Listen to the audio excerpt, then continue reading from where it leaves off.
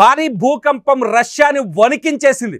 రష్యాలోని కంచట్కా ద్వీపకల్పం సమీపంలో ఉదయం 8.7 తీవ్రతతో భారీ భూకంపం సంభవించింది. దీని ఫలితంగా 4 మీటర్లు అంటే 13 అడుగుల ఎత్తుకు సముద్రపు అలలు ఎగిసిపడుతున్నాయి.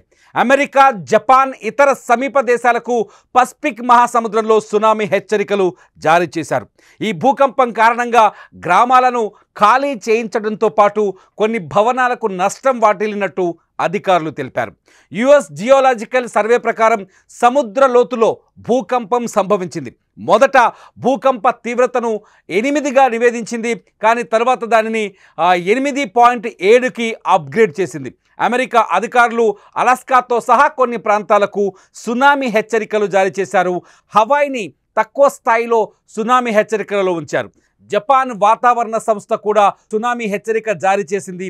దేశంలోని పసిఫిక్ తీరంలో అలలు ఎగిసిపడే అవకాశం ఉందని హెచ్చరించింది. సునామీలు పదే దాడి చేస్తాయి అనే హెచ్చరిక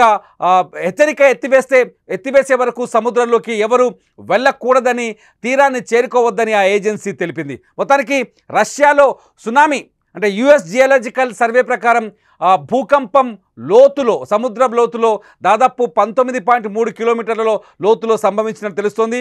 పెట్రోపావ్లోవ్స్క్ కంచాట్కా నుంచి సుమారు 125 కిలోమీటర్ల 80 మైళ్ళు తూర్పు ఆగ్నేయంగా దీని కేంద్రం ఉంది. దీని ప్రభావం ఉపరితలంపై భయానకమైన ప్రకంపనలు, సునామీ వచ్చే అవకాశం ఉందని యుఎస్జిఎస్ తెలిపింది. కంచట్కాలోని అవచా బేలో 1,65,000 జనాభా కలిగిన తీరమది. హవాయి దీవుల ఉత్తర పశ్చిమ భాగాలు, రష్యా తీరంలో 3 కిలోమీటర్ల 10 అడుగుల కంటే ఎక్కువ ఎత్తున అలలు రావచ్చని తెలిపింది.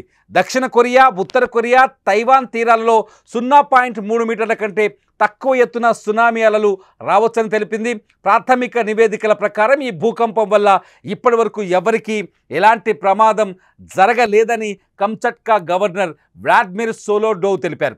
భూకంపం, సునామీ హెచ్చరికల నేపథ్యంలో రష్యాలోని సకాలిన్ ప్రాంతంలో సెవెరోకురిల్స్క్ అనే చిన్న పట్టణంలో నివాసితులను ఖాళీ చేస్తున్నట్టు సకాలిన్ గవర్నర్ ధృవీకరించారు.